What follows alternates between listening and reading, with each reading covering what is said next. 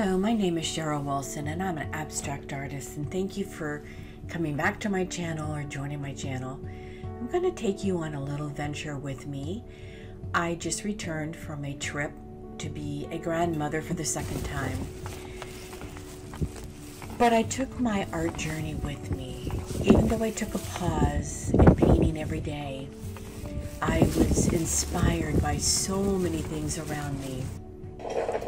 I was close to the water and the sand and took a walk down to the beach several times and enjoyed the sounds and just the fresh air.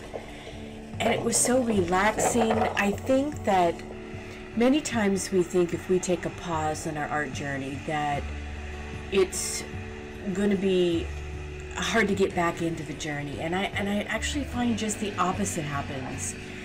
I feel that when we take a pause and we let our minds and our souls relax, it gives us a chance to revisit the things that actually mean a lot to us. I am going to include in this video some watercolor painting that I did because it was a simple way to do art while I was still traveling. And I wanted to show you some of the things that I took with me on the airplane. It might give you an idea and inspire you to take supplies with you when you travel. And I wanted to talk a little bit about briefly of things I do when I get stuck or things I do when I want to get inspired again. Of course, number one for me is walking on the beach. I don't get to always do that because I don't live near the beach. But I do take a walk in my neighborhood. I walk at the park or even walk in the rain.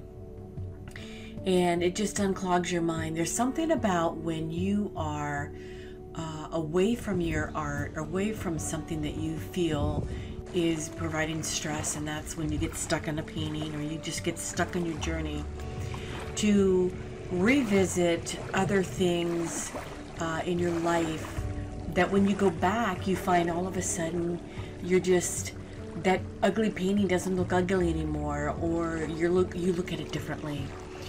So other things I do is I listen to my favorite music, or I watch a movie. So many times movies, they give me such incredible ideas for titles for my art, which actually spur me and inspire me to paint. I cook a new recipe, or I research on Pinterest. I get a cup of coffee with a friend, or I will try a new coffee shop in the neighborhood and sit by myself and enjoy maybe a cup of coffee that's a little bit different than I've ever had before. I try out some new teas. I don't drink tea a lot, but I love to go out and try new teas. And I like to collect cups. I love different types of cups that I can have my coffee and my tea in.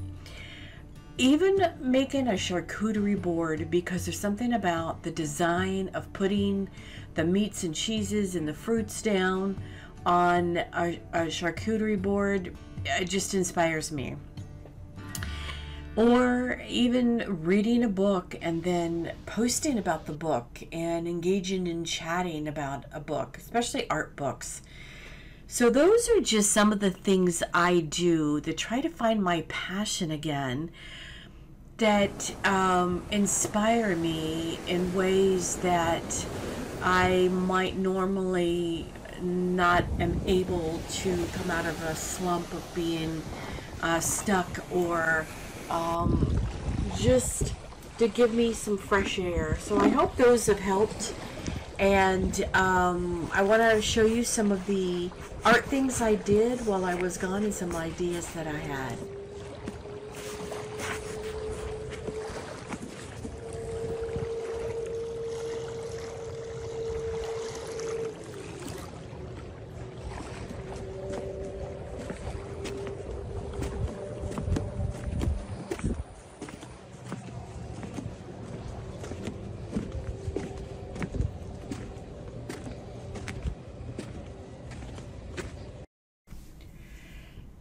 I wanted to talk to you about what I take with me, or what I took with me on this last trip. It's basically the same thing. And these are some of the paintings that I created, and these were done with watercolor. And I normally do acrylic, but I've been wanting to learn watercolor. And so these are some of the things that I did. I was very busy with two grandchildren, so slipping these in was a little harder. So I take this a journal with me, an art journal. This is the Artesia, and I love this one because the first set of pages is where you can write on them, and then the next set of pages is watercolor paper. So it's kind of like a dual use journal, and so I can write my thoughts in there, and then I can paint. And I always take a piece of paper, like wax paper, or borrow a piece of paper where I'm going deli paper from a sandwich and stick it in between. Then I will take paper, and I'm showing you Artesia and arches depending on what you want. Since I'm a beginner, I use Artesia right now, and then my journal, and arches is when I feel like I upgrade. Then I take a case with brushes, and they're just all assorted types of brushes. And depending, this is watercolor, so these were all smaller. But I add in there extra things like a pen, pencils, erasers. That's my Signo white gel pen. Drawing pencils. Just a few things that I think I'm going to use.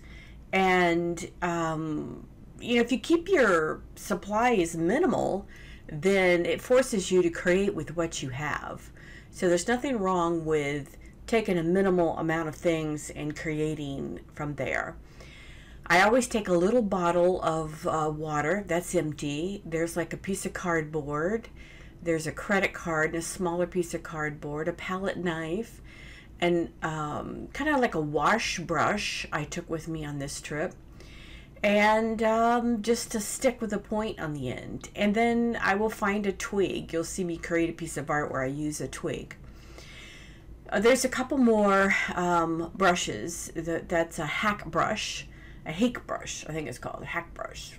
Anyway, I'll put the description down below. But on this journey, like I said, I took watercolor. So there were two types of watercolor. I did take my favorite, which are in the bottles, and then the Daniel Smith. But the Hydra Fine Art watercolor, very pigmented, and of course the Daniel Smith are very nice. And I just put them in a Ziploc baggie, and then I will even put that in another Ziploc baggie and throw it in my suitcase. So it takes up a very small amount of space. Depending on how much space you have, you can throw in some more, like some white tape and some other things that you can kind of stick in the crevices of your suitcase type thing. But that's basically what I take when I go on my trips. I can slip in a piece of cardboard to use as my backing. That's why I have the tape there. And you can just put that in the flat part of your suitcase if you want, or just pick something up wherever you go. Be creative. Like I said, the more minimal that you are, the more you will create with what you have.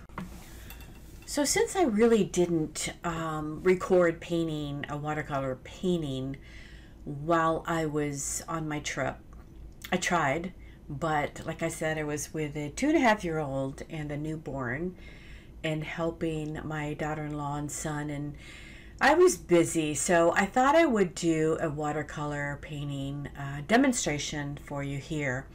Now, I'm new. I'm being very transparent and vulnerable because I love acrylics, and I feel confident in acrylics. I feel better in acrylics, and I don't really do a lot of florals, so I'm being very open with you, and like I said, vulnerable, because you're going to see me paint something that I'm learning and exploring.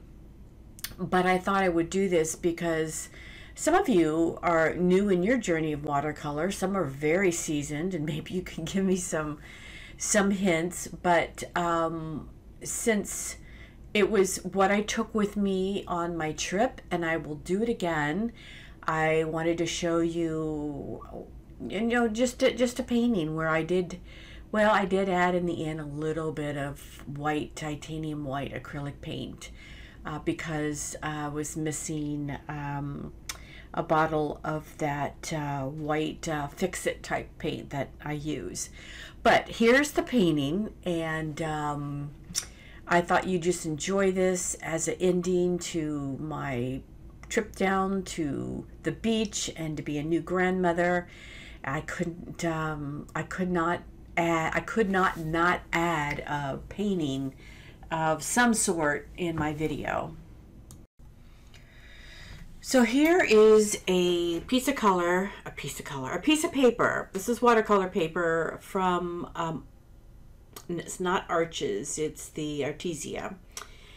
And I decided to tape it down to give it a really clean edge. If I'm just practicing, a lot of times I don't, but a lot of these I like to give as gifts, as kind of like a card to somebody. So I like it to have a clean edge if I remember to tape it down. But I just use that piece of cardboard I show you that I throw in my suitcase. Just a small piece of harder cardboard that really works well, travels well, and it's great. I have water around me. I have several brushes, and then I just use the same watercolor paints that I showed you. Very simple, and basically it's, with the exception of the pretty bowls there, I'm using a lot of the same things that I would take on my trip. So it's kind of like recreating. Moving some of those brushes to the side to give myself more room. I'm just getting myself ready. It's a different feeling than when you paint with acrylic. So I am going through a little bit of a, wow, this is not a lot of stuff around me type thing, and this is small. That is a ceramic hors d'oeuvre dish that I did not take on my trip with me, but I thought I may start with the background of this painting larger.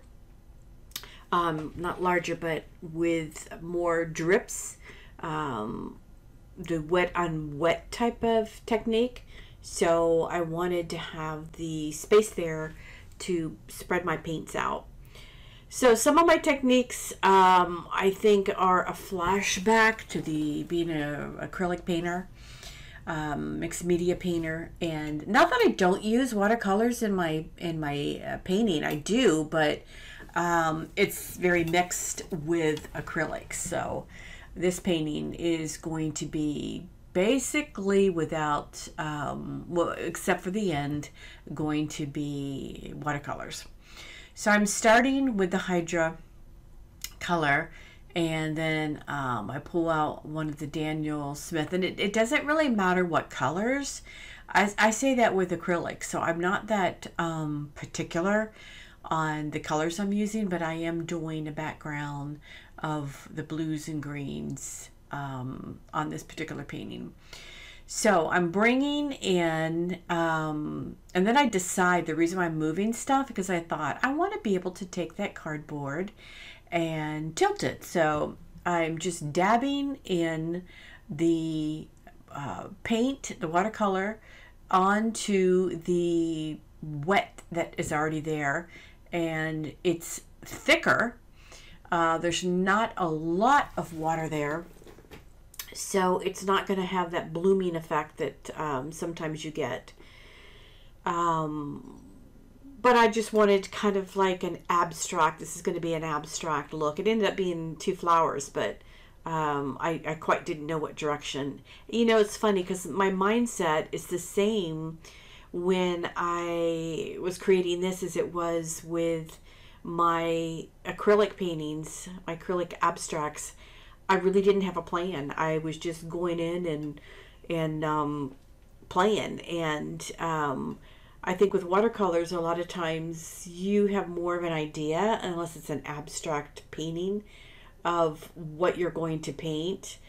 But here I just, again, was just kind of winging it and playing with it and seeing where it would take me.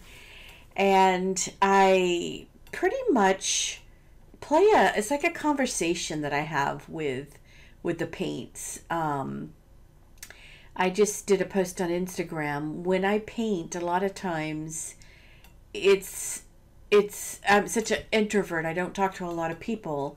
So I have a conversation many times on the canvas or paper that is like a complete full conversation that seems to just a back and forth conversation with the paints and my brushes and the marks that I put down. And I'm looking at that and I'm thinking it kind of looks like roots at the bottom. So my mind kind of went to maybe make a couple leaves there. So I'm just, again, making different marks, using some of the same thoughts I have in my abstracts and having larger shapes and smaller shapes. And the smaller shapes are using that liner, like a rigger brush, and just adding some tendrils. Grab a credit card and I am marking in those like they are going to be leaves. Just looking, letting the painting tell me what to do next.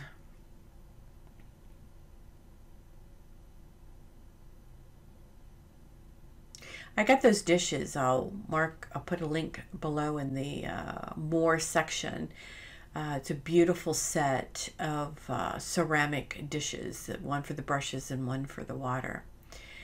There's the stick. I love making marks. It's just so uncontrollable when you make marks. I'm learning how the watercolor reacts to the paper differently than acrylic. Watercolor, of course, is thinner. So acrylic, when I put acrylics down and I make marks with the stick, I get more marks. When I make marks with a stick with watercolor, it's different. It's more of a delicate mark. And I'm using that brush, just a very unusual brush. I'm bringing in, my thought was to bring in, again, spots in there with darker colors and lighter colors, so there's some depth and difference in the painting as opposed to just being one wash. I find even with watercolor, if you do layers and layers, I find it looks better than if you just have one flat layer. Now that is alcohol spray. I'm finding that I do enjoy that in my watercolors. Again, I like having the layer effect and the not just a flat appearance in my paintings. So I have the same concept here when I'm painting in the watercolor. I want layers. I'm just dabbing with a piece of toilet paper. I find watercolor tends to pool, and when it dries, the appearance is different than when acrylics dry. So, and I'm also using the color from the toilet paper to make marks on different areas of the white there. So I'm using also a tin of watercolor. I did order a nice set of watercolors in a tin that are coming, but that's not a real expensive tin of watercolors. I wanted to experience both. That Daniel Smith is expensive. The Hydra is kind of a medium price, and then the tin of watercolors is more affordable. I do find the higher quality watercolors, the pigments are deeper, and it's not as sheer as maybe the less expensive brands. So I've always used just the regular 10s from Michaels, and I've learned that I did want to upgrade to see what some of the better pigmented, well, I didn't know they were better pigmented. When I upgraded, I learned that they were better pigmented. And what I mean by that is they were easier to paint with, because it gave me more of the same feeling I had when I used acrylics. So I dried the painting so that I could go in with some warm colors. So I'm grabbing some more brushes. I don't have all the brushes down yet with watercolors. I do have some of the Princeton I have, but I don't have that mastered yet. So as you can see, the paper is still saturated, even though I dried it. It's still some of the wet. So looks like I'm migrating to a couple flowers. So as you know, the painting did end up 2 flowers. So I'm just adding very abstractly. I can't say they're roses. I don't know what kind of flower they are, but I'm playing with the way the paints and the paper and the watercolors are reacting to each other. I could have left it very abstractly light back there, given the appearance of a flower, but I did take it a little bit further to make them look like flowers on the painting. So I'm adding some water, adding some different colors in there. I'm adding yellow in there. You'll see me dip yellow into the yellow and put it on different parts of the painting, because I didn't want it just on one area. I kind of wanted the eye to flow around the painting. So again, it's an abstract painting, and it's not necessarily a picture that I'm looking at where there's yellow in the bottom of the painting. So I'm going to let you watch. I'm going to turn a little music on, and I'm basically playing like I do with some of my acrylic paintings, and I'll pop in if there's something I want to say.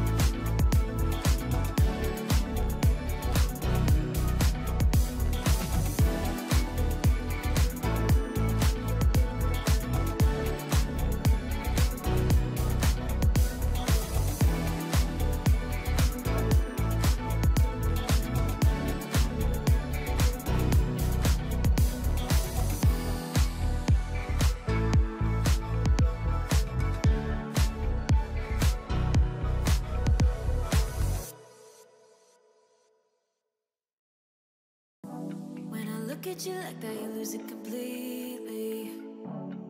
Losing track of space and time. I don't wanna go home looking for a reason to stay here all night. I wonder, do you feel it too? Magic between me and you, the way that you make me feel. You wonder if I feel the same, the blood's rushing through your veins. And then when I say your name, bet I'm everything you see.